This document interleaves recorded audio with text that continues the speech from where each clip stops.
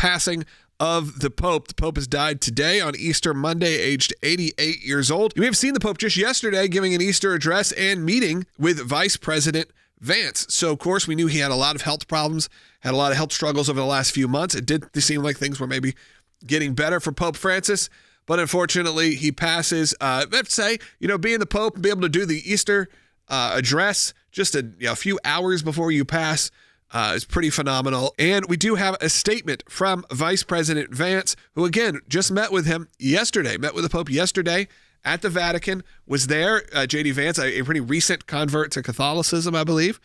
So it's interesting timing for sure. That's right. So Vice President Vance put out on X, "I just learned of the passing of Pope Francis. My heart goes out to the millions of Christians all over the world who loved him.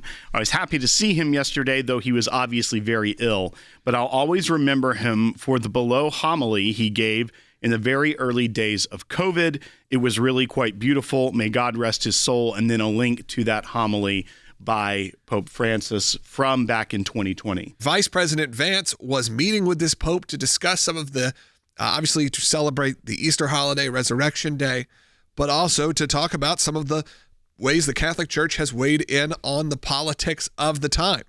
Maybe more so than ever, this Pope will be remembered as someone who was maybe more controversial for conservatives, was a little more left-leaning. And will we see now the Catholic Church try to adjust who they pick? Because we did have that. We had this sort of rise happening right now in the state of the church, if you will. One of our producers just put this on my desk. This is a new research. This is belief in Jesus rise fueled by younger adults. And I'm seeing that. I'm pretty heavily involved now in the Christian media side, the Christian music industry. And with that, I'm seeing such a turn back to faith that feels like a really important time in America, at least, and in the UK. We're seeing both of that too. In Europe, it's happening, but in the UK, I can tell you it is stronger than I've seen it in my lifetime, of this sort of true evangelicalism that's coming out of the streets of London in a way that has not happened in a very long time, because they have been a place where the church, though exists, has been on the decline, and the state-run church has been in issues. And then, of course, you have, in the Catholic side, a rise in sort of traditional Catholic leaning more towards conservative Republicans, if you will. That is something that is changing too, because we always kind of associated Catholicism over the last maybe decade or maybe 2 decades as more of liberal-leaning churches, or churches that were kind of a bit, full up with tradition, but not necessarily with spirit, if you will, in terms of the way they interacted with politics. Well, in this study you mentioned, the Barna study, which is the State of the Church 2025, this is kind of an overview of all of Christendom, if you will. Yeah. But this is showing that their study, compared to an earlier study, shows that 66% of all U.S. adults say they have made a personal commitment to Jesus that is still important in their life today. And that's a 12% increase since their study in 2021. So that's a significant shift. But then when you also look specifically at the Catholic Church, as you were mentioning, this just came out a few days ago. The National Catholic Register showed that year-over-year reporting, so just the 2023 to 2024 year versus 2024 to 2025, there are increases anywhere from 30 to 70%, depending on the diocese that they're talking about, the local areas and how it's broken up, and 30 to 70% in new converts. And I think this has to go back a little bit as we talk about what comes next for the leadership of the Catholic Church at the Vatican with the new Pope, and what we've seen here in the United States. We have seen, like these numbers, 30 to 70% new converts, younger Americans, leaning right, center-right to more full-on conservative, that are joining the church in mass. And a lot of that, they're pointing to pushback on some of the lax, non-structured things that we've seen a lot of non-denominational churches, or even some mainline denominations that have kind of gotten away from a lot of the tradition and structure. But we're seeing this happen at a time where the church globally, the Catholic Church globally, was seemingly, based off the leadership, going further left. And then you see Americans here at home that are more conservative, family value based, individuals that are not only joining, but being very vocal and evangelistic about their conversion to Catholicism and why that they believe this is a good choice, and reaching out and imploring others to come to Mass with them in a way that I've never seen in my lifetime, of people trying to not just become Catholic or be socially Catholic, but trying to get people to join them in this. And you also think about what happened under the Biden administration. President Biden, a Catholic president, but we saw the use of the FBI that was targeting this type of Catholic, a new, young, energetic Catholic that liked the tradition. They called them the radical traditional Catholics, and they were wanting to send spies in and wanting to monitor them and consider them a domestic terror threat leading up to an election.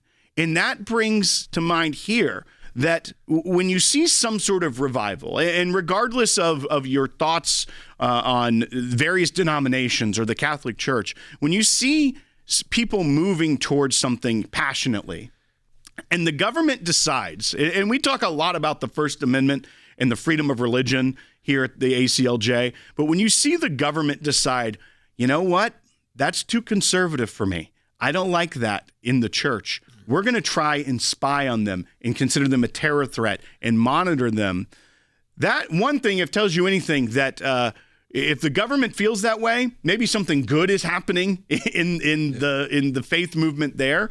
But also it makes you wonder, if they thought they were that dangerous, does the Vatican respond to the movement in the United States growth. And in the UK and say, you know what, we went with someone who was very more left, and do we kind of try and moderate that and go back center to really show what the church is doing right now? It's looking towards the future. If you look at, I would say that the sort of Gen Xers and the millennials, and look, my generation included, a lot of them grew up in the church and got pushed away, didn't care for it anymore, didn't raise their children on it. So you have that generation of sort of the younger millennials who have rejected it. Now you have a massive response from Gen Alpha and from Gen Z that are looking for something to hold on to, something real, something that's going on inside of their lives, instead of just the vapid world of social media and everything they've been preached to, honestly, from the media for the last 15 years, pretty much their entire lives. And I'm seeing that, and I'm seeing it. So does the church say, hey, we are going to actually now try to appeal to that age group, to an age group that is up and coming? We're not talking about us, Will. I'm talking about the generation below us. I'm talking about people that are in high school right now, or in maybe their early years of college. Because I'm seeing it happen. I'm seeing it happen for Christian music. I'm seeing it happen for Catholicism. There is a moment of time happening right now, and you got to get your head out of the sand if you think all of this is dead. I was saying that last night. If you're watching that 3-hour American Idol special and you tell me that there's no Christian music happening anymore, sorry. I've been to 3 arena shows with 20,000 people packed into arena worshiping. It's happening. It's in front of your eyes. It's under your nose. Take a look around what's going on. And most of the people there, teenagers. Okay, once again, much like when we grew up, teenagers. So how do you avoid the pitfalls of what happened before? I think there's ways you can do that. And I think some of it is going to be, like you said, appealing to this audience that they want to see. Now, I don't know how that exists in Rome.